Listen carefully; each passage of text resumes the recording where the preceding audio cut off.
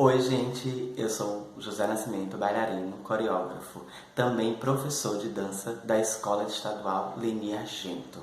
E hoje eu vou estar junto com a professora Laiane Holanda falando um pouco sobre noções básicas de mapeamento ósseo, muscular e articular. Antes da gente falar um pouquinho sobre isso, a gente precisa de um bailarino para demonstrar. Vamos ver quem é esse bailarino? Tá, esse serve. Então vamos lá, a primeira coisa que a gente vai falar é sobre os ossos. Olha aí. Os ossos.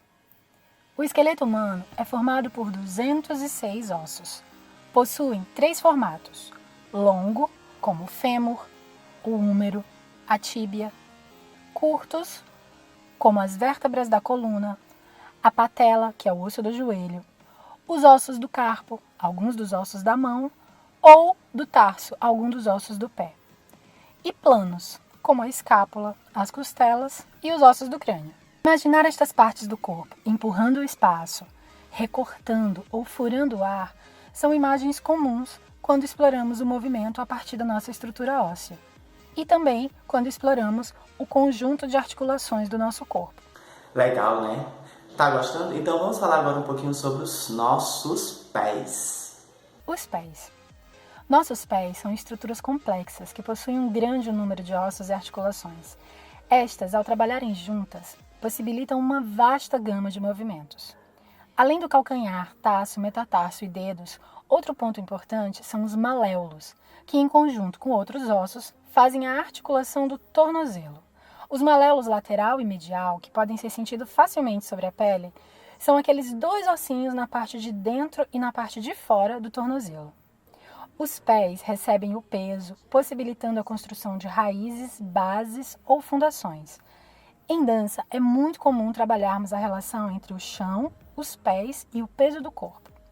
Podemos usar como imagem um triângulo que tem a sua base no metatarso, entre o dedão e o dedinho, e o seu vértice, ou seja, a ponta do triângulo, no calcanhar. O peso do corpo deve a priori se distribuir pelo centro desse triângulo. Observe as compensações que o corpo realiza quando distribuímos o peso nas bordas externas, internas, no calcanhar ou na ponta dos dedos. Algo muito comum e que merece a nossa atenção é o peso do corpo concentrado no calcanhar, o que faz com que os joelhos se hiperestendam para trás, provocando um arco convexo na parte de trás da perna. Os joelhos realizam movimentos de flexão e extensão e, quando todos os ligamentos estão relaxados, também de rotação lateral e medial, em amplitude muito reduzida. Forçar esta amplitude é um caminho certo para lesões. Agora a gente vai falar um pouco sobre as nossas pernas.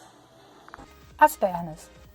Tíbia e fíbula são os principais ossos dos membros inferiores, mas também devemos deter nossa atenção na patela e na articulação do joelho, que é o ponto de ligação entre a perna e a coxa, o que nos leva ao fêmur. Quando estudamos a articulação coxa-femoral, compreenderemos a rotação externa e interna das pernas, tão famosa na dança pela nomenclatura francesa do balé, en dedans e en dehors, mas também muito comum em outras matrizes de movimento, como por exemplo o kuduro, e na infinidade de variações das danças urbanas e populares. Essa articulação é intimamente conectada com o centro do corpo, a cintura pélvica. Então, tá gostando de conhecer um pouco do nosso corpo? E que tal a gente ir agora para nossa bacia ou quadril? A cintura pélvica, também conhecida como bacia, tem a forma de um anel ósseo e compreende o sacro, o cóccix e os ossos do quadril, bem como as suas respectivas articulações. Esta é a região que acolhe a vida e é conhecida como o centro do corpo. É nela que se encaixam os membros inferiores pela articulação coxa-femoral e a coluna pelo sacro e cóccix. Na posição vertical, devemos nos conscientizar do papel fundamental do cóccix, as últimas vértebras da coluna vertebral, aí na região lombar.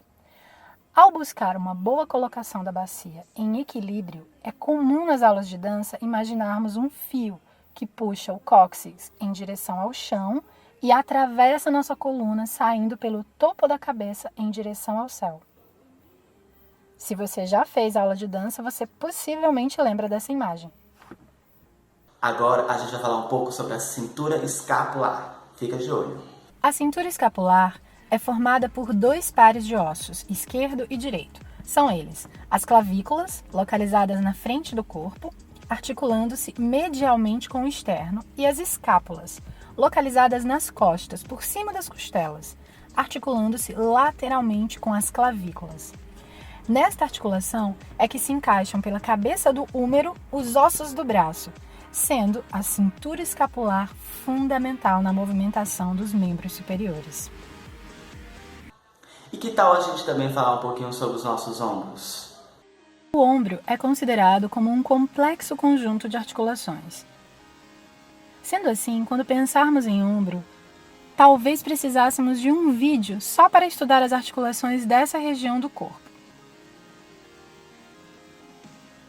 O húmero é um osso longo que, além de se articular com a escápula, completando o complexo do ombro, se articula com os ossos do antebraço para formar o cotovelo. Agora, a gente não podia deixar de fora os nossos punhos e as nossas mãos. Para completar o nosso rápido estudo, vamos agora observar nossos punhos e mão. As nossas mãos evoluíram a partir de patas, alterando a sua função de descarga de peso e de propulsão para articulação e manipulação. O polegar, nessa transição, foi se desenvolvendo um padrão de oposição com os dedos para agarrar objetos. E para finalizar, agora a gente vai falar sobre a nossa cabeça. Por fim, vamos explorar um pouco a cabeça. Esta região do pescoço que encontra a coluna cervical, olha a exceção, é atípica. As 2 primeiras vértebras cervicais são consideradas atípicas, devido às suas características estruturais e funcionais que são peculiares. Elas são chamadas atlas e axis, e sua forma permite a grande amplitude de movimentos da cabeça. É importante lembrar que, fora do eixo vertical, o esqueleto arrisca-se nos mais variados movimentos. Então, a experiência de mover o corpo no chão ou no plano baixo vai ser muito diferente. Para facilitarmos a compreensão, muitas vezes estudamos o sistema ósseo separadamente, mas é importante ter em mente que o sistema articular, muscular e ósseo são integrados, são temas interligados.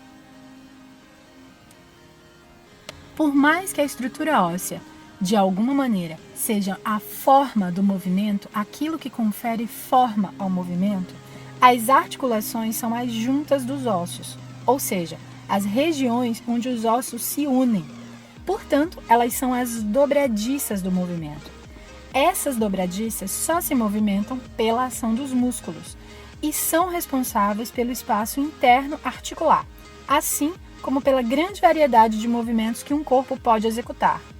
A estrutura óssea, sem a estrutura articular e sem a estrutura muscular e neuromuscular, não vai conseguir esculpir um movimento no espaço.